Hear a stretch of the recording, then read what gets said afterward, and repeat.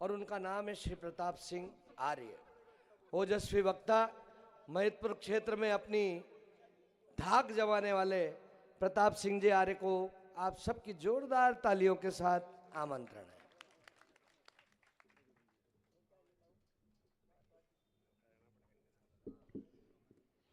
भारत माता की, भारत माता की, हनुमान जी महाराज की, शिप्रा मैया की। मंच पर उपस्थित समस्त विद्वज्जन, हमारे मार्गदर्शक आदरणीय पूर्व कैबिनेट मंत्री आदरणीय दादा पारस जी जैन साहब और संतजन और सम्मुख खड़े माता बहनें, युवा साथी और विशेषकर इस कार्यक्रम का आयोजन करने वाले भाई राजेश जी, धर्मवीर और उनकी पूरी टीम को मैं बधाई और शुभकामना के साथ धन्यवाद देता हूं और आपसे निवेदन करता हूं कि एक बार जोरदार ताली बजा के इन लोगों का सम्मान करें, स्वागत करें। अपने लिए तो सब सोचते हैं, लेकिन जो धर्म के लिए सोचते हैं, जो देश के लिए सोचते हैं, जो संस्कृति के लिए सोचते हैं, वही वास्तविकता में इंसान होता है। राष्ट्र कवि मैथिली शरण गुप्त कहते हैं कि राष्ट्र नहीं होता है विकासशील धन के भरे खजानों से, राष्ट्र नहीं होता है विकासशील मोटर कार विमानों से, राष्ट्र नहीं होता है विकासशील विश्व सुंदरी की शानों से, राष्ट्र विकासशील होता है राजेश जैसे धर्मवीर युवाओं से। हमें संस्कारों की आवश्यकता है, हमें जानना पड़ेगा।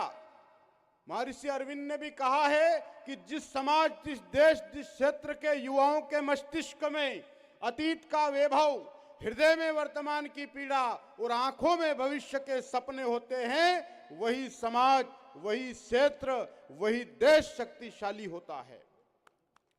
आज आवश्यकता है हम सबको हमारे अतीत को याद करने की, कि हमारा वो गौरवशाली इतिहास, हमारे वो जो पूर्वज जिनका गौरव से इतिहास भरा पड़ा है।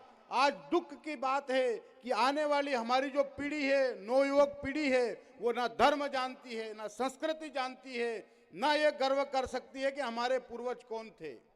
आज तो मोबाइल और जीवन का लक्ष्य मोबाइल का 2 GB डेटा शाम तक खत्म करना। वो ये नहीं करेगा कि हम भगवान राम के बारे में जाने, हम भगवान कृष्ण के बारे में, छत्रपति शिवाजी, महाराणा प्रताप, गुरु गोविंद सिंह के बारे में हम सब लोग जाने कि उनने किस प्रकार से इस देश को महान बनाया, और उन्हीं का हम सबको अनुसरण करने की आवश्यकता है। आज हमको आवश्यकता है वर्तमान की पीड़ा। आज देश में क्या हो रहा है, किस प्रकार से लोग हमारी युवा पीढ़ी को भ्रमित कर रहे हैं धर्म से, और हमको आने वाले समय के विषय में भी जानना पड़ेगा कि यदि हम अभी नहीं जागे तो आने वाले समय में हमारी क्या दुर्दशा हो सकती है। भाई राजेश भैया ने और पूरे इस मित्र मंडल ने, जब जब भी मिलता हूं, इनने चिंता करते हैं ये कि हम सब लोग धर्मवीर बजरंग दल के माध्यम से हमारे इस हिंदू सनातन धर्म को किस प्रकार से युवाओं के बीच में ले जाके मातृशक्ति, युवा शक्ति, बड़े बुजुर्ग और सारे लोगों को एकत्र करके झंडा मंडल के माध्यम से, गौ माता के माध्यम से, गौशालाओं का किस प्रकार से गौ माता का संरक्षण किया जाए, संवर्धन किया जाए, उनकी सेवा की जाए, किस प्रकार से युवा पीढ़ी को मजबूत किया जाए। आदरणीय हमारे बीच दादा पारस जी बैठे हैं। अभी मेरी चर्चा चल रही थी और गुरु अच्युतानंद जी व्यायामशाला, बहुत बड़ी नेता बहुत होते हैं, लेकिन हमारी युवा पीढ़ी के बारे में इनने कहा कि जब मैं मंत्री था मुझे विचार किया कि मेरे बाद, मैं तो हुई सही, लेकिन बाद में इस युवा पीढ़ी को तैयार किस प्रकार से किया जाए। तो इन्होंने हाईटेक इस प्रकार से उस व्यायामशालाओं को, जिसमें हजारों युवा एक्सरसाइज करते हैं, व्यायाम करते हैं, और आज देश के लिए कई सारे अवार्ड उस व्यायामशाला ने जीते हैं। ये इस ग्रुप का, राजेश भैया धर्मवीर बजरंग दल का उद्देश्य है कि हमारी युवा पीढ़ी को किस प्रकार से मजबूत किया जाए। कहते हैं कि पत्थर सी हो मांसपेशियां, कैसे युवा होने चाहिए कि पत्थर सी हो मांसपेशियां, लोहे सा भुजदंड अभय, नस नस में हो लहर आग की, तभी जवानी पाती जाए। वो लोग देश के लिए क्या करेंगे जो खुद अपने आप की मक्खियां उड़ाने में मां को बोल रहे हैं कि माता मक्खी है, कि उड़ा ले बेटा, कि नहीं एक नहीं दो है। ऐसे युवाओं पे नालत है जो गुटखा, विमल, बीड़ी, सिगरेट और कई प्रकार के व्यसन में आज लिप्त हैं। उन युवाओं को जागरूक करने के लिए आज ये ऐसे कार्यक्रम करने की आवश्यकता पड़ रही है।